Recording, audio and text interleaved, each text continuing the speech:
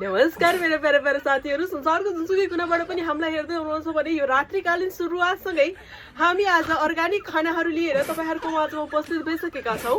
आज हामीसँग के खाना रहेको छ भनेर म तपाईहरुलाई देखाउन जाँदैछु। यो चाहिँ आफ्नै घरमा बनाएको अर्ग्यानिक मटर र आलुको तरकारी।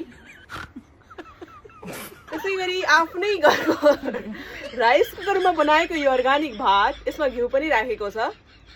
थाल एउटैमा हामी खाने गर्छौं किनकि एउटै थालमा खाए भने बुढाबुढीको माया बढ्छ भन्ने कुरा यहाँलाई जानकारी गराउन चाहन्छु। संसारको जुनसुकै कुनाबाट पनि हामीलाई हेर्दै हुनुहुन्छ भने त्यसैगरी हामी कहिलेकाहीँ यस्तो साग पनि खाने गर्छौं, अत्यन्तै मिठो स्वादिष्ट हुने गर्छ। यो साग चाहिँ हामी त्यो आफ्नै भान्सामा तयार पारिएको यो रोस्ट चिकनलाई मैले मजाले साधेकी छु। यसको रेसिपी चाहिन्छ भने कृपया कमेन्ट गर्नु होला। यो चाहिँ अर्ग्यानिक भन्न मिल्छ, यो आफ्नै घरमा बनाएको हो। संसारको जुनसुकै कुनाबाट पनि हामीले हेर्दै हुनुहुन्छ भने त्यसैगरी हामीसँग रहेको छ यो गावा जुस। यो जापानमा सुपरमार्केटमा पाइन्छ, 100% प्योर। यो बेलाउतीको जुस चाहिँ मलाई एकदमै मनपर्ने गर्छ।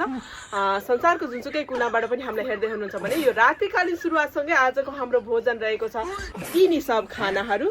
पक्कै पनि तपाईहरुले पनि खाएर इन्जोय गर्नुहोला। तपाईलाई कस्तो लागेको छ आजको यो परिकारहरू एकचोटि बोल्दिनुस् न मेरो दर्शकहरूलाई।